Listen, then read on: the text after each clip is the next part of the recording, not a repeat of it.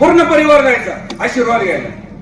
तर काका तुमचं विजन खूप चांगलं आहे, तुम्ही कोपरगाव शहरासाठी खूप चांगलं काम करतात. जसे काका निवडणुकीला उभे राहिले, काकाचं लगेच जे नाही ते वाईट बोलायला लागलं.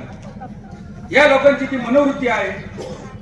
म्हणजे ज्या कोपरगाव शहरातील जनतेने काका यांना 40 वर्ष सत्ता दिली, पण या 40 वर्ष सत्ता दिल्यानंतर 2019 ला यांचं वाक्य आहे का कोपरगाव शहरातील जनता करंटी आहे, यांना चांगलं समजत नाही, यांचंच वाक्य. मी जाहीर बोलतोय, पत्रकार आहे.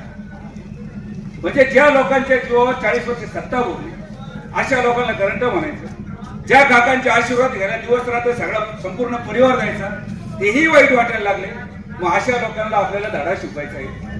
तुम्हाला फक्त एकच सांगतो, 4 वर्ष आशुतोष दादा आमदार आहे आणि तुमच्या सगळ्यांच्या आशीर्वादाने विकासाच्या जोरावर आशुतोष दादा पुढच्या भविष्यामध्ये कायमस्वरूपी आमदार राहतील हे मी तुम्हाला ठामपणे सांगतो. याचं कारण असं आहे, राजकारण म्हणून मी त्या माणसाला कोपरगाव शहराची जी काही विकासाची तळमळ आम्ही डोळ्यांनी पाहिलेली, आणि हे सगळं करण्याकरता तुमची साथ फार महत्वाची. साथ याच्याकरता महत्वाची की नगरपालिकेमध्ये फक्त मेजॉरिटीच्या जोरावर यांनी कोपरगाव शहरातील रस्त्यांच्या कामाला विरोध केला, पाण्याच्या तळ्याला विरोध केला. जर या लोकांची यांची जर मेजॉरिटी झाली तर कोपरगाव शहरामध्ये आशुतोष दादांनी शासनाकडून किती पण निधी आणू, आशुतोष दादांनी समजा 1 ते 4 नंबर एकच तळ झालंय, 5 नंबरचं तळ कॉन्क्रिटीकरण, 1 ते 4 नंबर तळाचं पण आपल्याला कॉन्क्रिटीकरण करायचंय आणि आपल्याला रोज पाणी घ्यायचं. हे आशुतोष दादांचं स्वप्न आहे. पण भविष्यामध्ये जर या लोकांची चुकीच्या लोकांच्या आपण जर सत्ता दिली, हे लोक ते ठराव होऊन देणार नाही. कोपरगाव शहरामध्ये पाणी आशुतोष दादांच्या स्कीम मंजूर करून आणल्या त्या सगळ्या फेल करून टाकतील आणि आपल्या शहराला पुन्हा एकदा धुळगाव, पुन्हा महिन्याने पाणी भेटेल.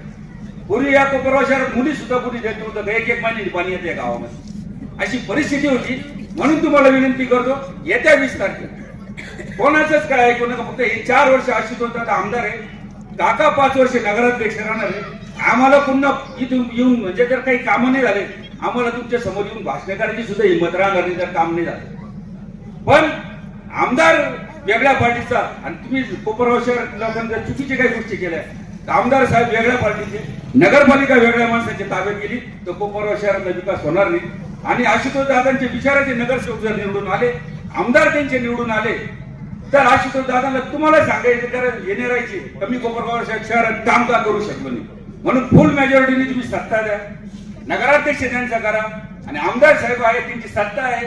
कोपरगाव शहराचं काम कोपरगाव म्हणजे नाही काही मार म्हणजे आपल्या तुमच्या नगर जिल्ह्यामध्ये 1 नंबरला नाही दिला आशुतोष दादा, एवढी गॅरंटी मी तुम्हाला आज या सभेच्या दरम्यान देतो.